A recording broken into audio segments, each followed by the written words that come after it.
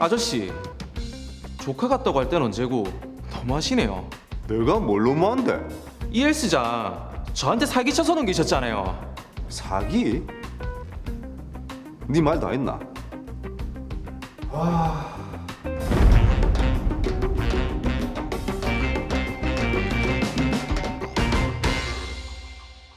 여보세요? 예, 공인중개사 사무실이죠. 저 로이어 헬스클럽인데요. 제가 매도를 좀 하고 싶은데. 네네. 예, 최대한 빨리 좀 팔렸으면 좋겠습니다. 네, 알겠습니다. 원장님, 영재 씨 왔어요? 네, 오늘도 잘 부탁드립니다. 저 원장님 덕분에 건강도 좋아지고 근육도 잘 생기고 있는 것 같아요. 에이, 그 영재 씨가 열심히 하니까 그렇죠. 자, 오늘도 화이팅 합시다. 네. 근데 저 정액권 저거 뭐예요? 저거 단골 손님들한테 해드리는 건데 50만 원을 정액 결제하면 60만 원, 100만 원이면 130만 원 이렇게 적립을 해서 쓸 수 있게 해드리는 거예요. 아, 좋은데요? 그럼 저도 정액권 하나 결제해야겠어요. 역시 이 화끈한 영재 씨. 일단 운동부터 하고 결제합시다. 예. 자자, 들어가시고. 네. 잘 되는 것 같은데 왜 팔라고 그러죠? 이렇게 누우셔서 등을 쥐고 저번에처럼 가슴을 쭉 펴셔야 돼요. 김 원장, 왔나? 근데 표정이 왜 이렇노? 그 헬스장 정리하려고. 갑자기? 왜? 그 엄마 병원비 때문에 감당이 안 된다. 일단 급한 무부터 끄고 생각을 좀 해보려고. 그래? 여기 단골도 많고 장사도 잘 되잖아. 그렇지. 남 주기 아깝지. 근데 뭐 어쩌겠노? 우리 조카가 헬스장 하고 싶어하던데. 조카? 우리 형님네 현수 있다 아이가. 왜 예전에 여기 와서 너한테 PT도 받고 있는데. 알지. 현수가 헬스장 차리고 싶어 한다고? 지금 다른 프랜차이즈 헬스장에서 일하고 있는데 내가 한번 물어볼게.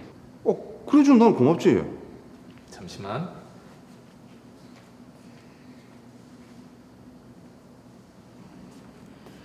됐다. 현수도 마침 헬스장 알아보고 있더라. 진짜? 그래. 네 상황이 좀 급하다고 하니까 얼른 계약하자 하대. 그럼 며칠 뒤에 헬스장 온다 하니까 둘이 얘기 한번 잘해봐라. 고맙다 그래. 지금까지는 이제 순조롭습니다. 그리고 헬스장 돌아다 보니까 어떻노? 관리를 잘 하셨네요. 뭐 고객들도 많은 것 같고. 여기서 한 20년 정도 했나? 그 계속 리모델링하면서 유지한 거라서 단골 손님도 좀 있다. 그럼 매출 걱정은 없겠네요. 그렇지. 자, 봐봐봐. 최근 3개월 동안 매출 한 2천 정도 되거든. 그 인건비나 임대료 같은 것도 제외하면 한 월 1,000에서 한 1,500 정도 네 손에 떨어지지. 매출에도 나쁘지 않고 좋네요. 그럼 제가 이 헬스장 양도 받을게요. 그래, 잘 생각했다. 근데 권리금은 어떻게 할래? 단골 손님도 많고 시설 비용도 있으니까 7천만 원 정도 어떠세요? 7천만 원? 그 정도면 나도 괜찮지. 그럼 내일 부동산에서 만나서 계약서 쓰시죠. 그래, 알겠다. 근데 현수야, 내가 목돈이 좀 필요해서 그런데. 예, 비용도 내일 바로 입금해 드릴게요. 그래, 고맙다 그래. 아니에요. 제가 이 헬스클럽 잘 꾸려가 보겠습니다. 그래, 잘해보자. 파이팅. 너무 성급한 느낌인데요. 봐봐라. 그러니까 계약이 너무 쉽게 체결되네요. 네. 요즘 왜 이렇게 손님이 없지? 단골 손님이 분명 많다고 했는데. 인수를 하고 나면 손님이 줄어듭니다. 그렇죠. 보통. 예. 사장님, 저 이번 달 결제는 정액권으로 할게요. 정액권에 이런 말 없었잖아. 안 알려줬군요. 안 되나요? 저기 착오가 좀 있었던 것 같은데. 차고요? 안 된다는 말이죠. 그럼 그냥 저 헬스클럽 옮기겠습니다. 예? 정액권 때문에 그런 거면 제가 해드릴게요. 뭐 정액권도 그렇고요. 전에 하던 원장님이 요 앞에 다시 헬스클럽 차리셨더라고요. 저도 뭐 관리 받던 데서 운동하던 게 저한테도 좋고 나을 것 같아서요. 그럼 저는 그냥 이번 달까지만 올게요. 손님이 없는 이유가 있었네요. 다운돼갔네요. 원장님이 요 앞에 헬스클럽 차렸다고? 이게 대체 무슨 일이고?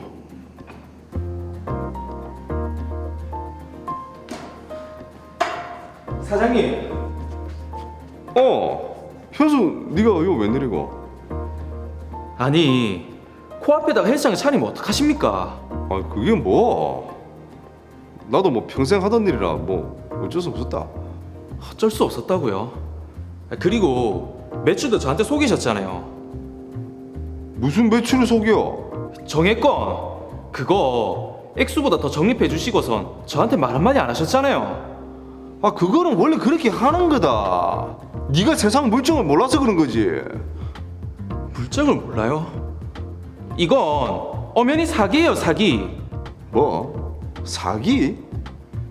이 머리에 피도 안 마른 게 나는 잘못한 거 없다. 삼촌 친구라고 믿었던 내가 바보였네요. 저는 법대로 하겠습니다.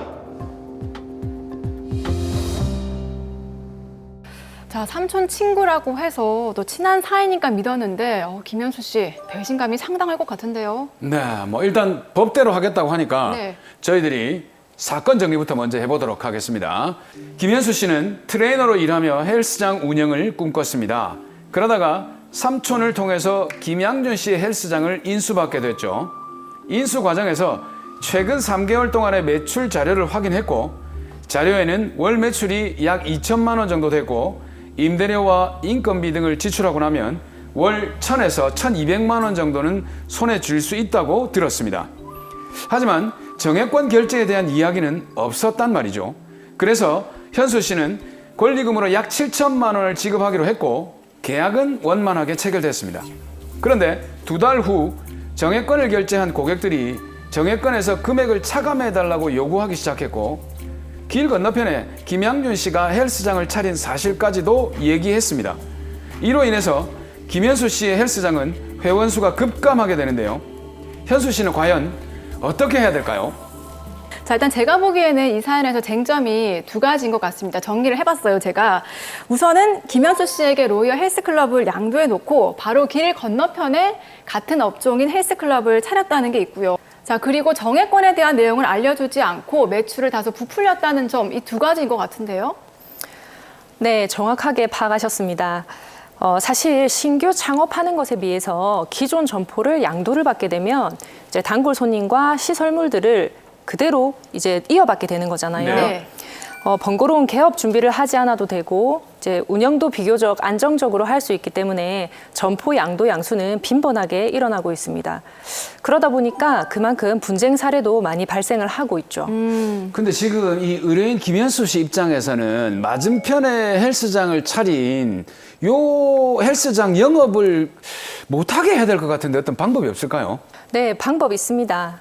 자, 양도인이 영업을 양도를 하고도 인근에서 동종 영업을 한다면 네. 영업 양수인 입장에서는 손님을 빼앗길 수도 있잖아요. 그렇죠. 네. 그래서 상법에서는 영업 양수인을 보호하기 위해서 영업 양도인에게 경업 금지 의무를 부과를 하고 있는데요.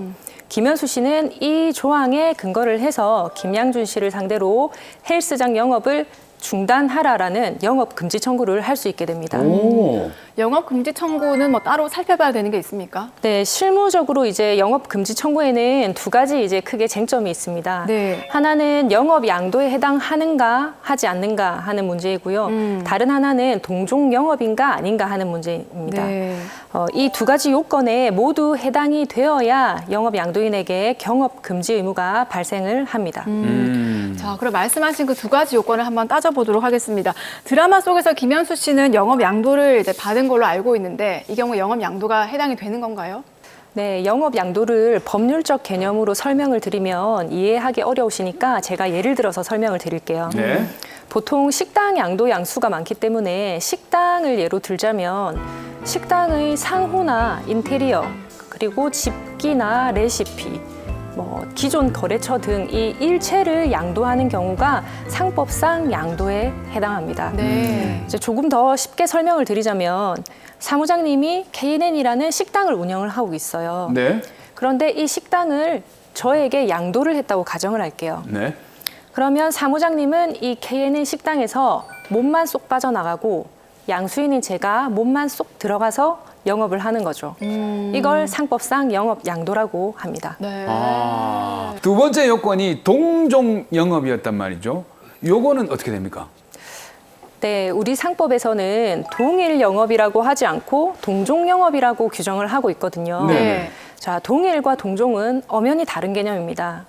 동종은 동일보다 조금 넓은 개념으로 대법원에서는 반드시 똑같은 영업이 아니라 하더라도 경쟁 관계나 대체 관계에 있는 경우에는 동종의 영업으로 보아서 영업 양도인에게 경업 금지 의무를 인정하는 것으로 해석을 하고 있어요. 자, 그럼 드라마에서 김양준이 바로 앞에 헬스장이 아니라 다른 운동하는 가게를 차렸어도 이게 동종 업종에 해당을 하니까 영업 금지 의무를 위반한다고 볼 수 있겠네요. 네, 물론 해석의 여지는 있겠지만 네. 법원에서는 동종 영업의 범위를 좀 보다 폭넓게 인정을 하고 있기 때문에 그럴 것으로 예상이 됩니다. 자, 그런데 김양준 씨 입장에서는 또 헬스장을 오픈을 하면서 기구도 사고 인테리어도 하고 또 비용이 많이 들었으니까 영업 금지를 당해도 다른 사람에게 권리금을 받고 네. 양도하려고 할 것 같은데 그렇게 되면은 김현수 씨 입장에서는 어떤 다른 이득이 없지 않습니까? 네, 역시 예리하십니다. 네, 적혀 있었어요. 사실 김양준 씨에게 헬스장 영업을 그만하라고 하더라도 제3자에게 양도를 하거나 처분을 하게 되면 김현수 씨 입장에서는 길 건너편 헬스장이 그대로 영업을 하고 있는 상황인 거거든요. 그렇죠. 네. 이렇게 영업의 실체가 남아있는 이상 경업 금지 의무 위반 상태가 해소되는 것은 아니기 때문에 판례에서는 김양준 씨가 직접 영업을 하는 경우뿐만 아니라 제3자에게 양도를 하거나 임대, 기타 처분을 하지 마라 라고 금지를 청구하는 것도 가능하다고 하고 있습니다. 야, 그러면 구체적으로 봤을 때 어떤 절차로 영업 금지를 좀 청구할 수 있을까요? 네, 절차적으로는 두 가지로 나뉘어집니다. 네. 가처분과 본안소송. 그러니까 가처분은 영업금지 가처분이고요. 네. 본안소송은 손해배상 청구 소송인데 이 두 가지 절차를 병행해서 진행을 해도 되지만 일반적으로는 영업금지 가처분 신청을 먼저 합니다. 본안 소송을 먼저 하는 게 아니라 왜 가처분을 먼저 하죠? 왜냐하면 가처분은 2달, 길어도 3달 정도면 결정이 나지만 네. 본안소송 같은 경우에는 1년에서 2년, 만약에 대법원까지 간다고 가정을 하면 3년 이상의 시간이 소요되는 경우도 있어요. 네. 그러면 현실적으로 권리 구제가 어렵거든요. 지금 당장 양도인이 길 건너편에 헬스장을 오픈을 해서 단골 손님이 그 헬스장으로 다 가게 되면 김현수 씨 입장에서는 손님을 다 빼앗기는 게 되잖아요. 그렇죠. 네. 그 상황에서 2년, 3년이 지나서 승소를 했다고 하더라도 이미 김현수 씨의 손해는 아주 막심한 상황이에요. 그래서 당장 양도인이 영업을 중단하게 하고 싶은데 그때 할 수 있는 게 영업금지 가처분 신청입니다. 그럼요, 변호사님. 가처분 신청을 이제 통해서 네. 영업을 하지 말라고 해도 계속 영업을 할 수도 있잖아요. 네. 왜냐면은 꼭 하지 말라 그래도 하는 사람이 있기 때문에. 떼질 해야죠. 이런 네. 경우는 어떻게 해야 되나요? 네. 그런 사람 꼭 있습니다. 예. 네. 그래서 일반적으로 영업을 계속하면 하루에 얼마씩 배상하라라고 하면서 간접 강제 명령도 같이 내려지게 됩니다. 자, 그럼 두 번째 방법이죠. 손해배상 청구는 어떻게 합니까? 손해배상 청구가 아까 말씀드렸던 본안소송인데요. 보통 본안소송까지 가는 경우는 그렇게 많지는 않습니다. 네, 왜냐하면 김양준 씨 입장에서는 지금 당장 새로 차린 헬스장 영업을 하지 말라고 하면 발등에 불이 떨어진 상황이거든요. 네. 새 헬스장 연다고 돈도 많이 들었을 텐데 영업을 하면 하루에 얼마씩 배상을 하라라고 하니까 본인은 얼마나 다급한 상황이겠어요. 그래서 김양준 씨는 김현수 씨에게 합의금을 지급을 하면서 장사를 계속하게 해달라라고 애원을 하거나 아니면 장사를 접거나 둘 중 하나를 선택할 수밖에 없게 됩니다. 네. 그러네. 자, 이 사연에서 또 하나의 문제가 있습니다. 바로 영업 매출을 조금 속인 것 같거든요. 바로 정액권 문제인데 네. 이게 아까 기망행위, 그러니까 사기로 볼 수 있다는 말씀이신 거죠? 네, 그렇습니다. 흔히들 이제 사기라고 하는 기망행위는 거래에 있어서 중요한 사항을 허위의 방법으로 고지를 하는 경우를 말을 하는데요.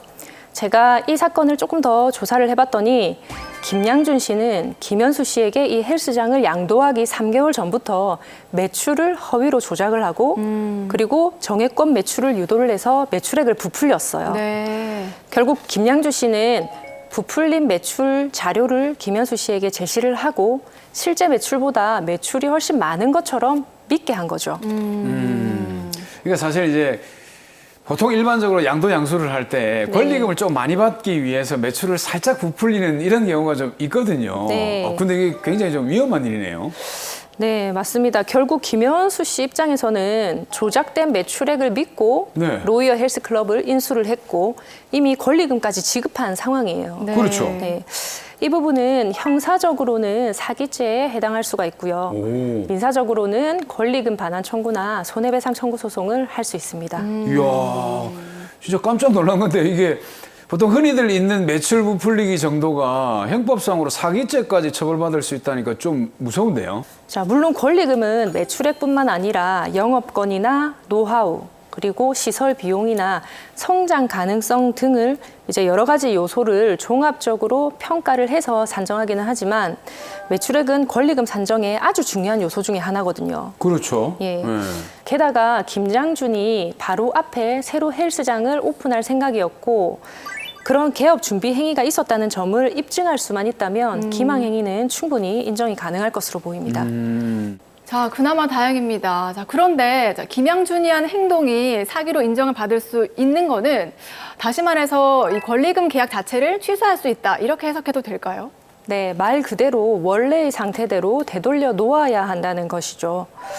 김양준은 김현수에게 받았던 권리금 7천만 원을 반환을 해주고 김현수는 김양준에게 헬스장을 돌려주면 됩니다. 그런데 여기서 이제 임대차 보증금의 문제가 남게 되는데요. 네. 임대차 보증금에 대해서는 김현수가 별도로 김양준에게 손해배상 청구 소송을 해서 받을 수 있습니다. 그리고 이 원상회복 청구와 손해배상 청구는 하나의 사건에서 같이 청구를 할 수도 있습니다. 네. 자, 그럼 마지막으로 김현수 씨와 같은 상황에 놓인 많은 소상공인 분들께 해결책 다시 한번 정리해 볼까요? 영업을 양도 양수하는 것은 임대차 보증금과 권리금 등 큰 돈이 오고 가는 계약입니다. 그만큼 신중하게 계약에 임해야 하는데요.